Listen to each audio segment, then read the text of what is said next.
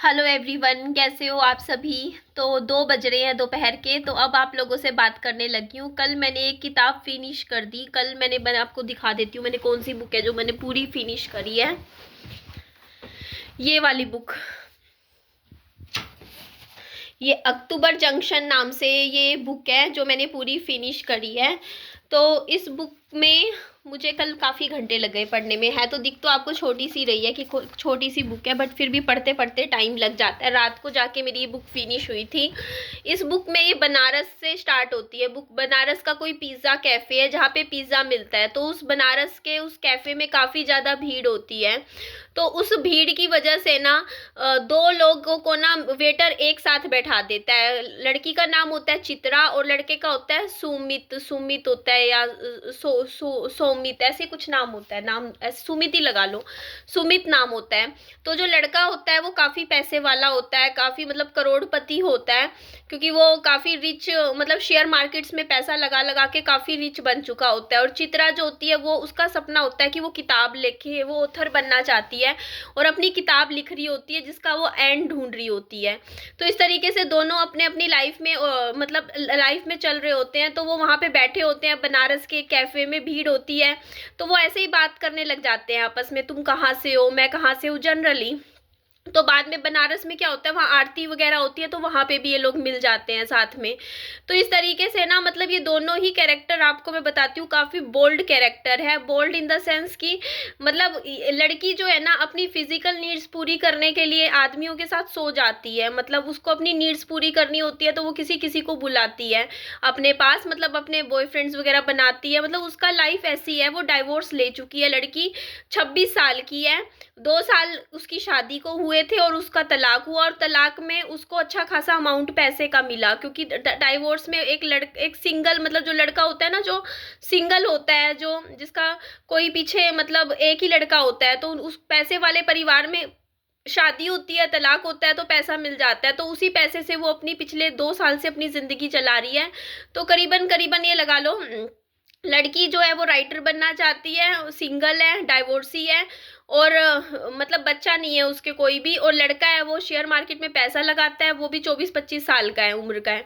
और लड़के ने 12वीं पास करने के बाद आगे एजुकेशन में पढ़ाई नहीं करी, क्योंकि लड़के का सपना था कि वो पैसा कमाए खूब, और पैसे कमाने के लिए उसने शुरू से ही शेयर मार्केट में पैसा लगाया और 300 400 500 करोड़ रुपए कमा लिए। उसके बाद उसने मेक माई ट्रिप नाम से कोई एप्लीकेशन है, वेबसाइट है, वो उसने काम शुरू किया। उस वेबसाइट में, कंपनी में उसने पैसा लगाया, अपने 15% शेयर होल्डर्स वाला भी लगाया। तो इस कहानी की शुरुआत, इस बुक का नाम है अक्टूबर जंक्शन। तो आप कहोगे अक्टूबर जंक्शन नाम इस किताब का कैसे पड़ा। तो जंक्शन का मतलब है, ये किताब शुरू होती है 2010 अक्टूबर 9 अक्टूबर 2010 से, और ये किताब आगे चलती रहती है। तो पता है, जो इसमें लड़की है चित्रा और सुमित, ये ना आपस में मिलते हैं, 1-2 दिन टाइम स्पेंड करते हैं, अच्छे से बनारस में घूमते हैं। बनारस में एक नाव पे बैठते हैं, देखो साथ में जैसे बैठे हुए हैं, तो दोनों साथ में एक नाव पे बैठते हैं। और यहाँ पे एक ना बाबा होते हैं शिव जी के भक्त, वो बैठ जाते हैं इसी नाव में, और वो एक बात बोलते हैं। वो बात मैं आपको बता देती हूँ क्या बोलते हैं। वो एक बात बोलते हैं, मतलब वहां पे बैठे बैठे, जो कि मतलब काफी एक इमोशनल बात होती है। कि इसमें मतलब अब आपको कहाँ से ढूंढूं मैं वो बात। मतलब यही बोल रखा होता है कि कुछ हाथ नहीं जाएगा, इस तरीके से कुछ बात होती है। तो बनारस पे घाट पे जाते हैं, मतलब घाट, बनारस की कहानियां आप लोगों ने देखा होगा कि कितनी लव स्टोरीज है जो बनारस में शुरू होती है, बनारस के घाट में होता है। तो वहां पे आप लोगों को पता भी है बनारस के बारे में। बनारस ऐसी जगह है जहां मरने के बाद जो मतलब इंसान होते हैं वहां पे जलाया जाता है उनको, काफी ज्यादा वहां पे हमेशा आग लग जलती रहती है। वहां घाट है काफी फेमस, जहाँ पे लोगों को, मतलब काफी धार्मिक जगह है जहाँ पे लोग मन की शांति के लिए जरूर आते हैं। तो ये हीरोइन क्या कहती है इस हीरो को, मतलब हीरोइन हीरो ही आपस में प्यार नहीं करते एक दूसरे को, बस वैसे ही ना टाइम पास कर रहे होते हैं एक दूसरे के साथ, सोचते हैं बस एक, मतलब होता नहीं, कोई रिश्ता नहीं है इनका, ना ये दोस्त है, ना ये गर्लफ्रेंड बॉयफ्रेंड है, ना एक दूसरे से प्यार करते, बस एक दूसरे का साथ इन दोनों को अच्छा लगता है। अब एक दूसरे के साथ टाइम स्पेंड करना अच्छा लगता है, ये किसी को बाउंडेशन नहीं देना चाहते। तो ये लड़की बोलती है जब जाने का टाइम आता है, अब इसको एक मिराकामी नाम से कोई ऑथर है जापानीज, उनकी किताब पकड़ाती है लड़के को, और उसमें एक डेट लिख देती है 10 अक्टूबर 2011 की, और कहते हैं कि अगली बार हम 2011 में मिलेंगे। तो लड़का बोलता है ठीक है। तो ये लोग ना तो बीच में फ़ोन पे बात करते हैं, लड़के की अपनी गर्लफ्रेंड भी होती है, लड़की है उसके वन नाइट स्टैंड्स चलते रहते हैं, मतलब कभी किसी लड़के के साथ वो फिजिकल हो जाती है, कभी किसी के साथ हो जाती है, और लड़का एक ही के साथ है, गर्लफ्रेंड है उसकी। लेकिन हर हर साल ये क्या करते हैं, 10 अक्टूबर को रोज हर साल मिलते हैं आपस में, कभी कहीं मतलब ट्रिप्स बनाते हैं, पूरा एक साल आपस में ना कोई कॉन्टेक्ट रखते हैं ना कोई बातचीत करते हैं आपस में, दोनों हीरो हीरोइन, मतलब चित्रा और सुमित। लेकिन जब भी मतलब 10 अक्टूबर को ये फ्री रखते हैं अपना दिन, और उस दिन क्या करते हैं ना, उनका प्लान होता है हमेशा मिलने का। तो कभी ये शिमला जाते हैं, कभी नैनीताल जाते हैं, कभी गोवा जाते हैं, मतलब घूमते हैं, छुट्टियां बनाते हैं, इनके बीच में फिजिकल रिलेशनशिप्स भी बन जाते हैं कुछ सालों बाद, मतलब ये आपस में मतलब इनका ऐसा रहता है। तो ये दोनों जो है ना एक दूसरे से प्यार नहीं करते हैं, बस इनको एक दूसरे का साथ अच्छा लगता है। तो ये जब मिले थे, पहली बार मिले थे 2011 में, 2010 में, और 2015 आ जाता है, 2016 हो जाता है, हर साल ये लोग 10 अक्टूबर की तारीख को मिलते हैं और आपस में मतलब अच्छा से मूवमेंट सेलिब्रेट करते हैं, 2-3 दिन एक दूसरे के साथ बिताते हैं, फिर अपनी अपनी दुनिया में वापस चले जाते हैं। उसके बाद कोई कांटेक्ट नहीं रखते, फिर मिलते हैं, फिर कुछ ना कुछ मतलब आपस में अच्छे से अपना टाइम स्पेंड करते हैं, और फिर से अपनी दुनिया में चले जाते हैं, और फिर एक दूसरे से किसी भी तरीके का रिश्ता नहीं रखते, ना फोन पे, ना दोस्ती का, ना किसी अपनी कोई प्रॉब्लम शेयर करते, ना कुछ भी नहीं, बस ऐसे ही टाइम स्पेंड करते रहते हैं। एक दूसरे का साथ इन लोगों को अच्छा लगता है, ये घूमते हैं फिरते हैं बातें करते हैं। तो आगे क्या होता है कि ना इस लड़के को धोखा मिलता है, इसी के कंपनी जो होती है ना उसी के ही मतलब जो एक बंदा होता है वो अब उसकी गर्लफ्रेंड को पटा लेता है, मतलब इसकी गर्लफ्रेंड के साथ हो जाता है, और उसको मिलके इसको धोखा दे देते हैं, इसको चेयरपर्सन सीईओ की पोस्ट से हटा देते हैं। उधर लड़की परेशान है, वो किताबों पे किताबें लिख रही है, ये घोस्ट राइटिंग कर रही है। घोस्ट राइटिंग का मतलब होता है कि वो मतलब इसकी किताब बेस्ट सेलर बुक गई, लेकिन उसमें इसका नाम ही नहीं है कहीं भी। ये घोस्ट ऑथर, घोस्ट राइटिंग का मतलब होता है कि जहाँ पे आप किसी और ऑथर के लिए किताबें लिखते हो, नाम उस दूसरे ऑथर का आएगा, क्रेडिट उसको मिलेगा, वो ऑथर क्या करेगा, जो पैसा कमाएगी वो किताब, उसमें से 10-15% का हिस्सा दे देगा। तो ये बहुत निराश होती है, अपनी जिंदगी में दुखी होती है, क्योंकि वो इतने सालों से स्ट्रगल कर रही थी, इसको डाइवोर्स पे जो पैसा मिला था वो भी खत्म होने लग रहा है।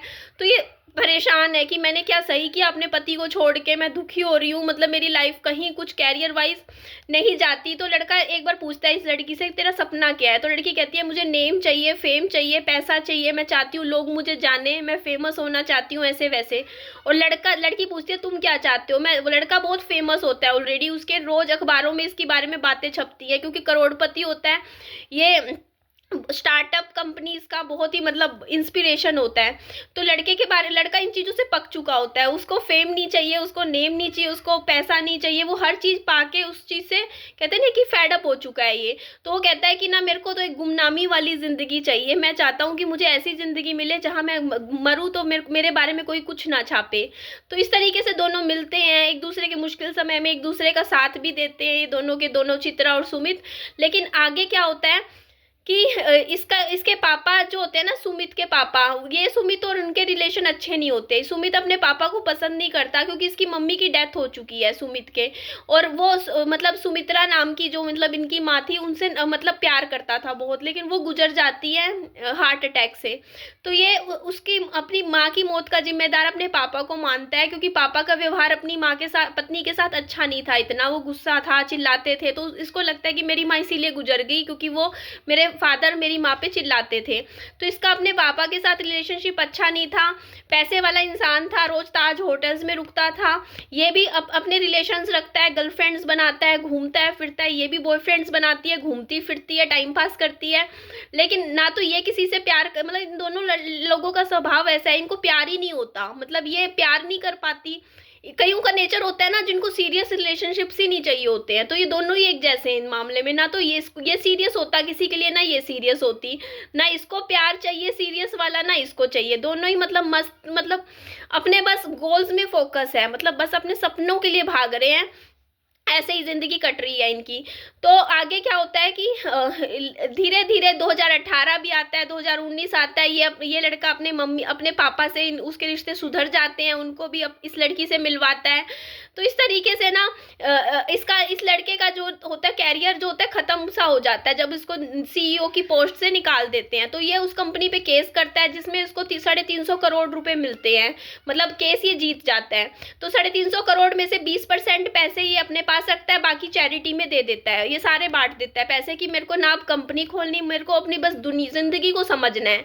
ये कार लेता है, कार में घूमता रहता है पूरा साल, ये बस पूरे इंडिया में कहीं कहीं घूमता रहता है बस, और किताबें लिखता है। ये किताबें लिखने लग जाता है अपनी माँ के नाम से, अपना नाम से नहीं लिखता, अपनी माँ के। और वो किताबें बहुत फेमस होती है, जैसे हैरी पॉटर की किताबें होती है ना, वैसे ही एक बंदा सुमित क्या करता है, किताबें लिखता है, वो भी उस तरीके की किताबें जो कि काफी कहते हैं ना बच्चों वाली किताबें होती हैं जो पसंद आती हैं सबको। तो ये मतलब ये चित्रा भी फेमस हो चुकी है 2019 तक, 8-9 साल स्ट्रगल करने के बाद ये भी बहुत बड़ी सेलिब्रिटी बन चुकी है। इसकी पेज 3 में हर जगह पे इसकी बातचीत होती है, ये भी पैसे वाली बन चुकी है, ये अमीर भी बन चुकी है, फेमस भी हो चुकी है, इसने नाम फेम पैसा सब कुछ कमा लिया है पिछले कुछ सालों में। इसकी किताबें हर बुक बेस्ट सेलर बुक जा रही है, मतलब इसके सपने पूरे हो चुके हैं। और ये जो है अपनी ये भी मतलब अपनी लाइफ में संतुष्ट है।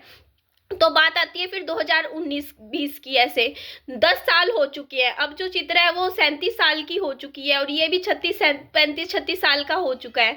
तो ये बोला करता था हमेशा चित्रा को कि मैं 35 साल की उम्र में रिटायरमेंट ले लूंगा, लेकिन रिटायरमेंट कहाँ ले, इसने तो शादी भी नहीं करी। तो उसके बाद उसके पापा पूछते हैं लड़के के कि ना तुम दोनों शादी कर लो। तो चित्रा मजाक में कहती है कि अगले साल अक्टूबर में हम पक्का शादी कर लेंगे। लेकिन होता क्या है कि ये लड़का ना कहीं जा रहा होता है गाड़ी में, मतलब कार में, तो वहां पे क्या होता है एक लड़की का केस चल रहा होता है पंचायत में लड़के के साथ, जहां पे लड़की को ना पंचायत कहते हैं बस 11,000 रुपए हर्जाना दो के छुड़वा रहे होते हैं, मतलब लड़की के साथ कुछ गलत हुआ होता है। तो वहां पे ये आके बोलता है कि मैं पत्रकार हूं, मैं तुम लोगों की पोल खोल दूंगा, मैं तुम्हारी वीडियो बनाऊंगा, मैं दुनिया को बताऊंगा तुम लोग क्या पंचायत में कैसे इंसाफ कर रहे हो, तुम गलत इंसाफ कर रहे हो, लड़की के साथ गलत हो रहा है। लेकिन इसको ये नहीं पता होता वो पंचायत जो रात के टाइम चल रही होती है वहां पे इस तरीके के लोग हैं जो इसी को नहीं छोड़ेंगे। वो लोग पत्थर लेके भीड़ पूरी इसको मतलब इसके पीछे पड़ जाती है इस हीरो के। तो ये हीरो क्या करता है, मतलब हीरो कह रही हूँ मतलब सुमित, वो वहां से भागने के लिए गाड़ी तेज चलाता है, इतनी तेज चलाता है क्योंकि पीछे इसके बाइक पे लोग पीछे पड़ रहे होते हैं। मतलब ये तो इंसाफ दिलवा रहा होता है उस लड़की को, लेकिन वो लोग इसी के पीछे पड़ जाते हैं। तो जब ये भागता है तो भागते भागते इसका कार का एक्सीडेंट हो जाता है एक ट्रक के साथ, पूरी कार अच्छे से क्रैश हो जाती है, कार में कुछ भी नहीं बचता है। उसके बाद इसको हॉस्पिटल लेके जाया जाता है, जहाँ हॉस्पिटल में जाने के बाद 15 दिन में ये मर जाता है। ये मर जाता है उसी बनारस में, उसी घाट पे, मणिकर्णिका घाट है शायद, है ना, जहाँ पे कुछ साल पहले ये लोग मिले थे आपस में, जहाँ पे इन्होंने देखा था एक 65 साल का आदमी अपने 35 साल के बेटे को जला रहा था, कोई अपनी पत्नी को जला रहा था, कोई बच्चा अपने फादर को जला रहा था, वहीं पर ये भी चल जाता है और ये इस दुनिया से विदा हो जाता है। अब ये जो चित्रा है वो अकेली रह जाती है, और ये अकेली रह जाती है तो इसने किताबें लिखना बंद कर दिया। ये अब किताबें नहीं लिखती है, मतलब टेंशन, मतलब याद करती है, इसको मिस करती है। हर साल ये लोग मिलते थे आपस में, ये रोती है, परेशान होती है। ये अपने इसके फादर के घर आ जाती है रहने के लिए, वहीं रहने लग जाती है उन्हीं के साथ, क्योंकि उनके पास कुछ नहीं बचा, उनका इकलौता बेटा था वो भी मर गया, पत्नी भी मर गई, कुछ बचा ही नहीं बस, तो उन्हीं के पास रहती है। तो एक दिन क्या होता है कि उसको किताब मिलती है, इसकी लिखी हुई आधी किताब, मतलब वो आधी किताब लिखी थी इसने अपनी तीसरी बुक, जो कि आधी किताब लिखने के बाद ये गुजर गया, मर गया।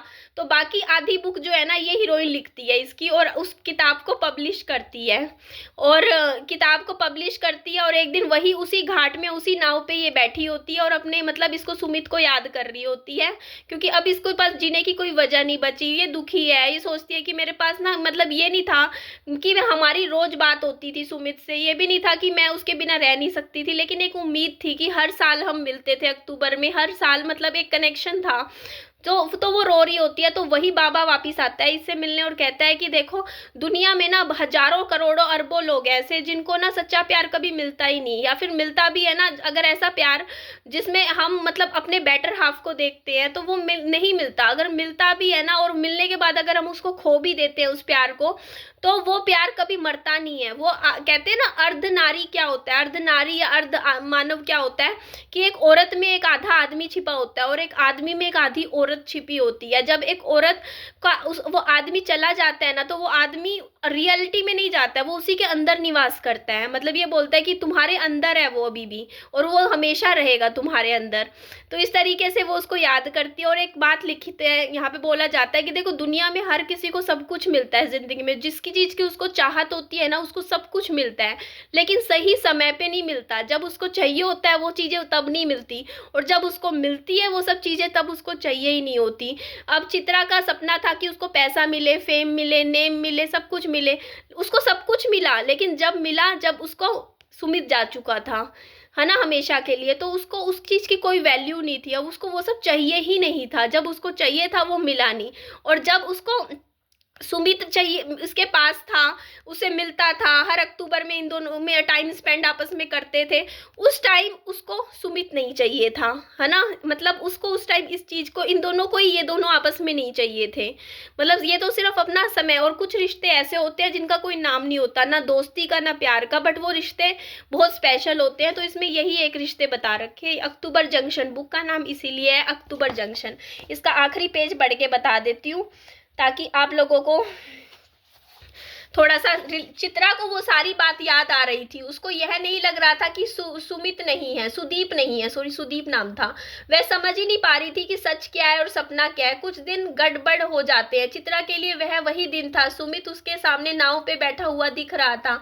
चित्रा को मलाल यही नहीं था कि सुदीप नहीं है, वे जिंदा भी था तो कौन सा वे मिलते थे, लेकिन केवल यह तसल्ली थी कि वह दूसरा है अभी इस दुनिया में। क्या इतना ही काफी नहीं होता अपने आप को समझाने के लिए? एक आदमी के ना होने से पूरी दुनिया कैसे खाली हो सकती है?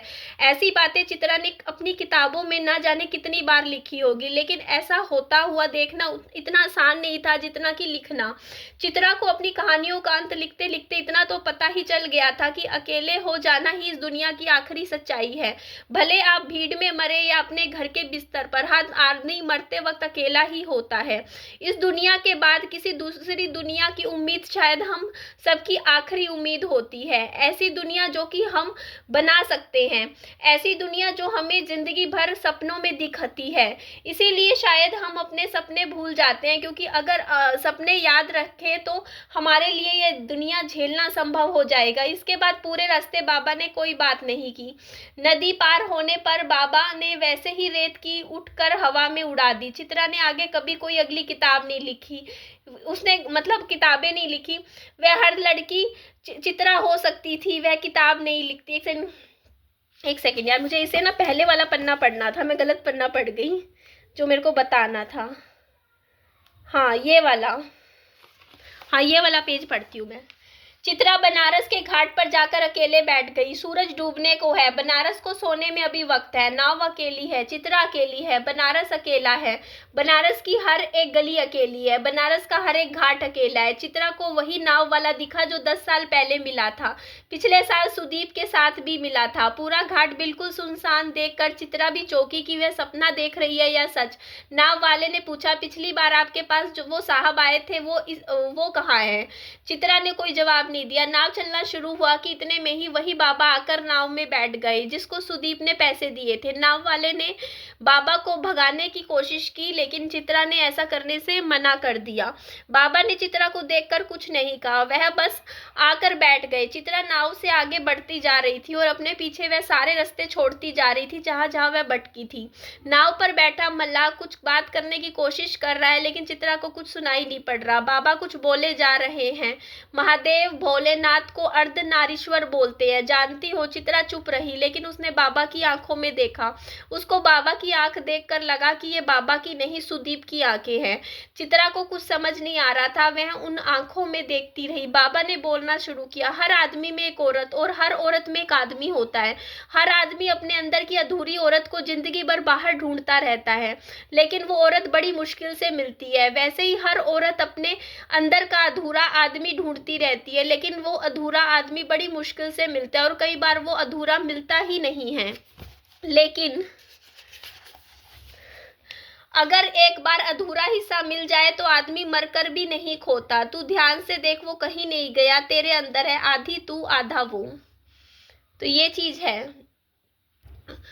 तो इसमें यही है स्टोरी के अंदर कि मतलब लाइफ के बारे में है ये, कि बस कि ज़िंदगी का ना एक कुछ पता नहीं होता। जो हम सोचते हैं लाइफ में वो हमें जब चाहिए होता है मिलता नहीं है, जब मिलता है उसकी वैल्यू नहीं होती। अब मेरे साथ ही देख लो ना, मेरा जब कॉलेज ख़त्म हुआ, मेरा सपना था कि मैं नौकरी करूं, मैं खुद के पैसे कमाऊं, मैं भी अर्न करके देखूं, मैं अपनी पसंद के, मेरे हाथ में जब पैसे होंगे मैं चीज़ें खरीदूंगी, मेरे हाथ में जब पैसे होंगे मैं ये करूंगी वो करूंगी, ऐसे करूंगी वैसे करूंगी। तो सपने थे, है ना, कि पैसे भी कमाऊंगी, ये होगा। मेरा खुद का एक सपना था कि देखो मेरे पास खुद का एक घर होगा, छोटा सा ही सही, रहने का खुद का ठिकाना होगा जहां मैं अपने हिसाब से जिंदगी जीऊंगी। मतलब ये सारे ड्रीम्स थे।